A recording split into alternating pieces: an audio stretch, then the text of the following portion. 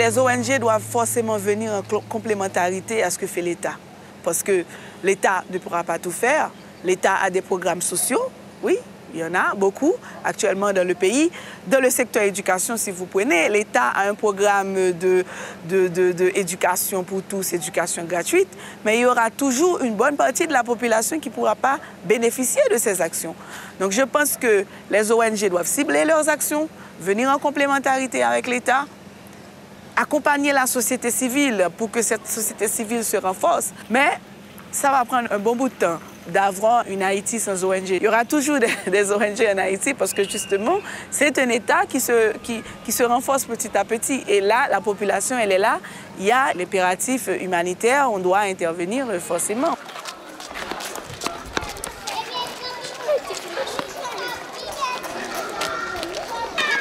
Après le tremblement de terre, quand nous avons vu tant d'enfants qui ont perdu leurs parents, alors nous avons senti l'urgence d'offrir une réponse à ces enfants-là en leur offrant un encadrement. Alors à ce moment-là, nous avons commencé à penser comment créer un centre pour les accueillir. Alors heureusement, nous avons trouvé des mains d'amis, la solidarité. Avec ça, nous avons pu construire ces différents bâtiments. Il y a 16 maisons ici, 13 pour les enfants, où dans chaque maison, il y a 12 ou 13 enfants, qui sont 80% des orphelines et quelques-unes qui sont de familles d'extrême pauvreté. Alors ce que nous essayons de faire, c'est de les encadrer, leur offrir l'éducation, mais un accompagnement vraiment complet.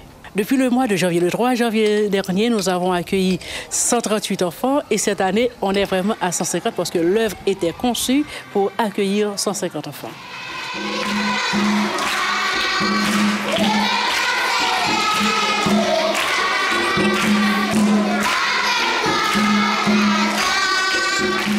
Des filles, surtout pour l'orphelinat, parce que pour le foyer, parce qu'ici nous ne parlons pas d'orphelinat, plutôt le foyer qui accueille ces enfants-là.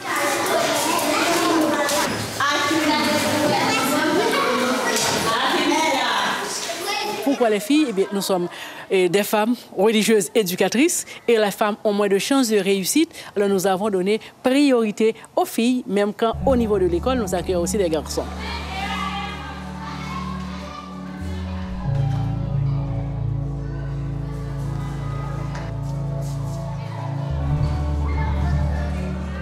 Au niveau de l'école, nous avons une 50aine d'élèves parce que, comme on est nouvelle dans la zone, là, on a en projection au moins 1000 élèves pour l'école. Parce que généralement, dans les écoles salésiennes, on est à 1300, 1500 élèves.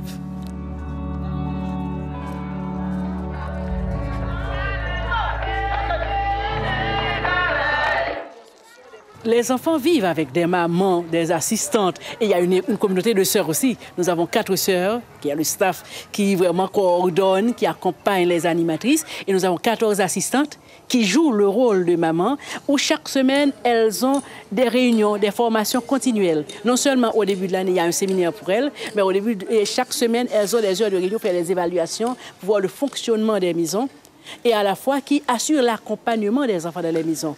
Elles sont comme des mamans. Moi, je joue avec les enfants, je rigole, je fais tout. Je les aide à étudier, à faire la ménage, à les coiffer. Pour nous, les assistants, c'est pas comme ce travail, c'est pas comme un job, c'est comme une mission. Parce que quand on dit une mission, il faut assumer notre responsabilité envers les enfants et les traiter, leur donner l'envie de vivre, toute notre affection et leur remplir de câlins et d'amour, tout ça. Oui, nous pouvons dire que ces enfants sont de meilleures conditions parce qu'en comparaison où vivent les enfants à l'extérieur, c'est très différent. Et c'est pour cela que nous ne voulons pas trop couper le contact avec les membres de leur famille. C'est pour ça que quelquefois, elles passent des petits moments de vacances aussi en famille, juste pour qu'elles arrivent à se rappeler. Pas un mauvais souvenir, mais voir la chance qu'elles ont eu, l'opportunité qu'elles ont eu aussi, vraiment de préparer leur avenir. Et aussi, accepter aussi leur réalité. Nous avons un projet d'agrandir l'école parce que vraiment nous tenons à recevoir ici tous les enfants de la zone et dans le futur construire une école supérieure professionnelle, surtout pour nos enfants parce que comme ça, elles ont non seulement nous voulons leur donner une éducation, mais assurer aussi leur avenir. En créant du travail aussi pour eux. Parce que si elles ne sont pas préparées, elles ne peuvent pas vraiment, après qu'elles ont fini ici, d'assumer vraiment leur vie et devenir des femmes autonomes.